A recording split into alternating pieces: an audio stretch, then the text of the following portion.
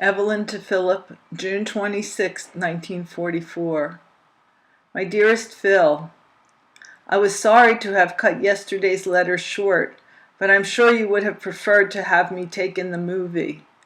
I enjoyed CoverGirl with R. Hayworth and G. Kelly. Mom was a little disappointed, having expected too much.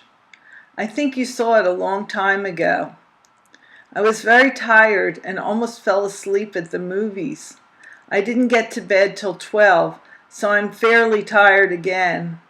Adele, though, slept like a little top, and I slept good, if only for 7 hours. 1 more hour would have made a lot of difference.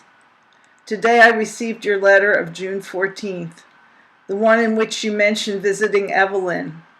I'm glad you've made friends with such nice people, and that you aren't so lonely anymore.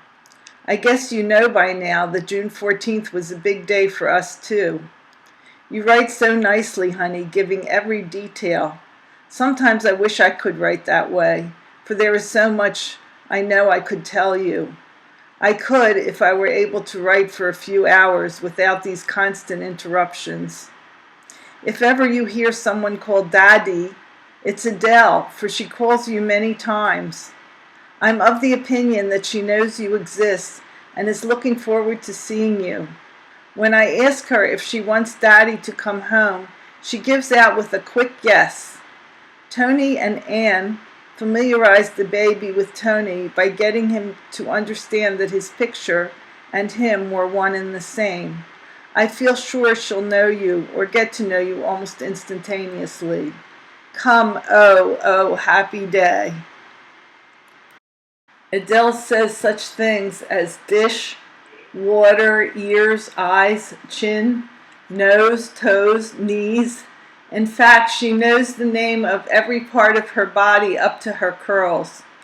I keep working on the phrase, I love you, or I love Daddy, or Mommy, and I expect her to be able to say it almost any day now. I couldn't even begin to describe the cute tricks and habits she has. Most everyone, on one occasion or another, has said that her every action and move is cute. Yesterday we had company for dinner. Pauline, who has changed and has won the admiration and friendship of all, even yours truly. Sam, Phil, and Em. Believe it or not, Uncle Sam gave Harry and Goldie a $5 bill as a gift. That's really something for him. Phil raved and raved and raved and raved about your letter. In the evening, they left early, and Mom and I went to the movies. This morning, Goldie's baby doctor called to see Diana. While he was here, I questioned him in connection with Adele's feet. His offhand observation was that she was slightly knock-kneed due to her chubbiness, and it was also causing her to walk slightly pigeon-toed.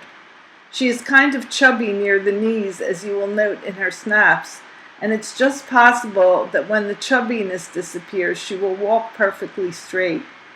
He, however, refused to be quoted on that, saying he would rather examine her thoroughly before giving an exact opinion. He says she definitely is not bow-legged, as I first thought. He says he can take care of it if it is only that. You may wonder why I don't go right to a doctor. The only trouble is that there are very few good men about, and that I may have lots of trouble getting a convenient appointment, as they are rushed to death these days. Rest assured, though, that I shall take care of it, and I'm sure in my heart that it isn't anything to get excited about. Page 3. Here's a bit of interesting news. Hilda and Dave were married on June 18th at the Broadwood. They had a regular formal wedding that was arranged in no time. They are on their honeymoon in the Poconos. They didn't have a chance to call anyone but the immediate family. Remember you said that the Wolfs have a relative here in Philly by the name of Reese? Well, and I couldn't believe it was possible. I think they are related to Shirley Anapolsky. How?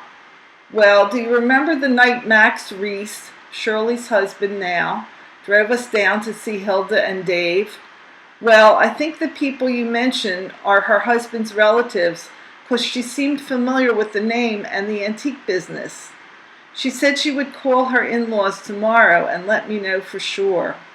I called her this evening to make sure. And now, dearly beloved, I'm going to sign off in a hurry, because I have a splitting headache and am most anxious to get to bed. I love you dearly nevertheless, and I'm sure my headache would disappear in a flash if you could only take me in your arms. I miss you so much. Your Ev.